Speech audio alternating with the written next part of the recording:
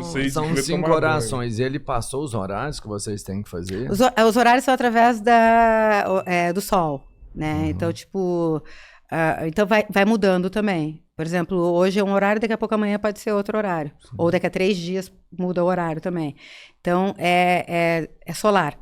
Então, tipo assim, tem a primeira oração é da alvorada, que é bota 5:30 da manhã, né? Você é que depende de cada... Ou pode ser quando você acorda, você faz? Não. Você tem que levantar para fazer. Você tem que levantar para fazer a oração, né? Uhum. A gente já fala, vamos aprofundar isso. Mas eu vou primeiro passar as 5 orações.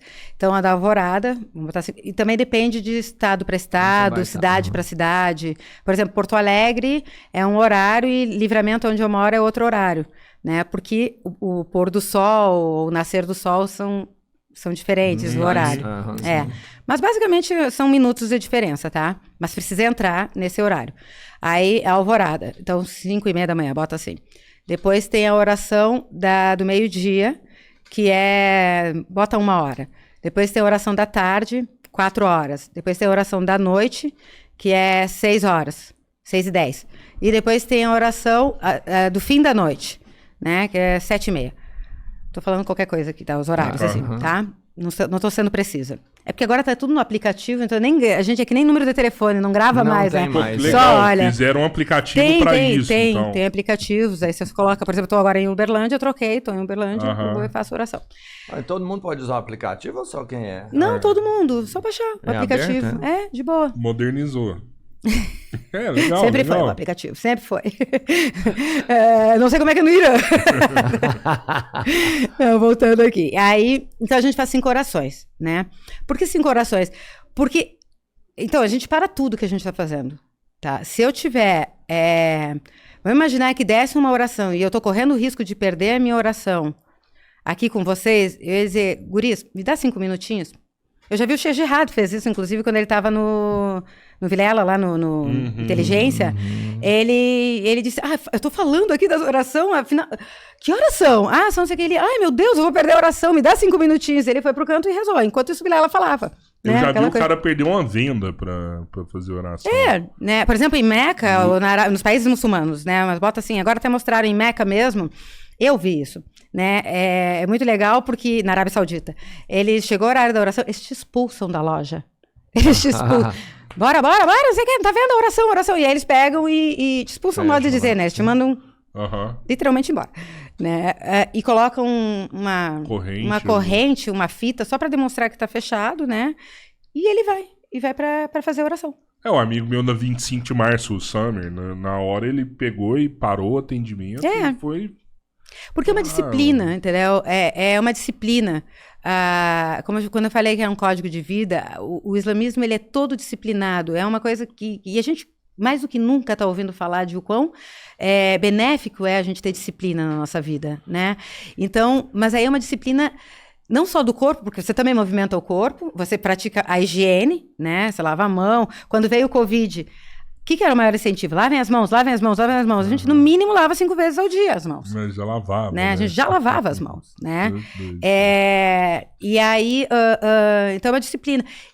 Então, eu tenho esse movimento do meu corpo, mas, acima disso, eu tenho um alimento da minha alma.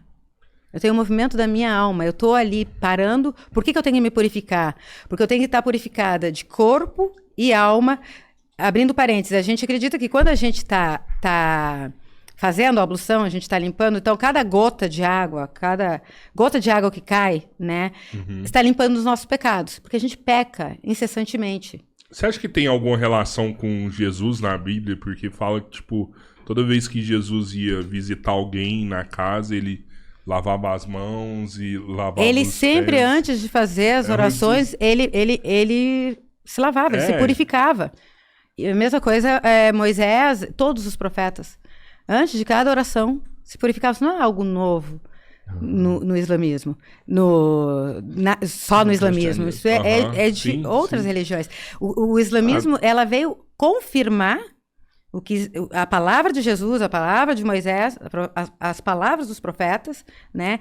E acrescentar na verdade, corrigir algumas outras coisas. Ela não veio mudar a religião. Ela não veio trazer uma religião nova. Tanto que a gente acredita em Jesus. A gente pratica. Quando a gente fala que Jesus. Vocês falam que Jesus é salvação, a gente também acredita que Jesus é salvação. Mas seguindo as práticas de Jesus. A nossa interpretação não é adorar Jesus. A nossa interpretação é que a salvação vem através da prática de Jesus. Quantos de nós pratica? Jesus, que assim, pra gente, Jesus é o Filho de Deus, ou seja, ele é um Deus também. Para vocês, ele é só um profeta.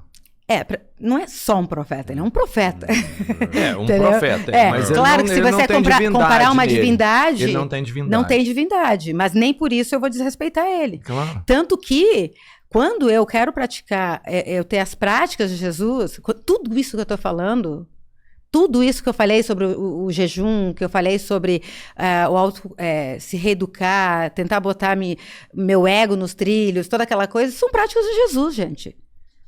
Não é só prática do profeta Muhammad, são práticas de Jesus. Eu não estou falando... Quando eu estou falando, você pode dizer...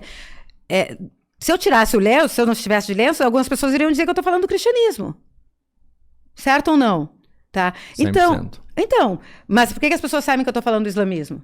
Porque eu estou de lenço aqui, porque eu estou representando uma muçulmana, de vestimenta e em práticas aqui. Mas, por que eu falei isso? Então, a gente segue Jesus. Isso não é pouco. Né? Assim como eu sigo o profeta Muhammad, eu estou seguindo Jesus. Então, não há diferença. Só que a diferença, que aí sim entra, que vai ser gritante, é que eu separo Jesus, é um ser humano para nós. Ele foi um ser humano, tanto que ele morreu, né? Para vocês dizem que ele morreu, a gente não acredita que ele morreu, né? Mas se vocês acreditam que ele morreu, é porque vocês viam ele como humano, né? Naquele momento, porque entra a trindade, toda aquela coisa, morre, vive, tá. Que é diferente da gente, né? Mas assim, queiram ou não, ele era de carne e osso, tá? Para nós ele era um humano, ele é humano, para nós ele não morreu. Sim. E ele ascendeu, não ressuscitou. Porque ele não morreu. Só para tentar entender. Mas não tem diferença.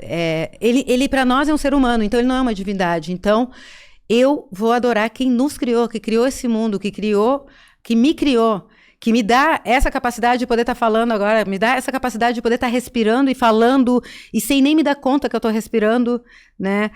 Tanto que hoje também, volto para a psicologia, as pessoas estão falando, respira. Estão ensinando a gente a racionalizar, entender, prestar atenção que você respira. Pare e respire. A gente respira sem se dar conta. Isso não é uma bênção de Deus? Né? Eu sempre falo, na época do Covid, que maior exemplo a gente tem dos milagres da saúde e dos pulmões?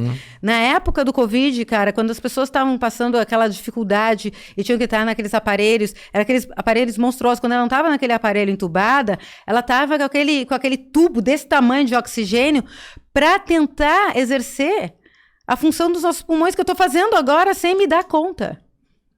Né? Então, eu estou falando desse Criador, esse Criador que me deu todas essas bênçãos. Então, não só por isso e por inúmeras bênçãos que nem eu sei enumerar, ninguém jamais poderá enumerar as dádivas e as bênçãos que Deus nos concede. Não só no nosso corpo, não só na nossa vida, como também no universo. Né? Então a gente vê o milagre de Deus todos os dias, né? De N maneiras, tanto que a gente nem pode enumerar. É para Ele que eu vou adorar. É para Ele que eu suplico, porque Ele tem o poder sobre todas as coisas. Essa é a visão islâmica.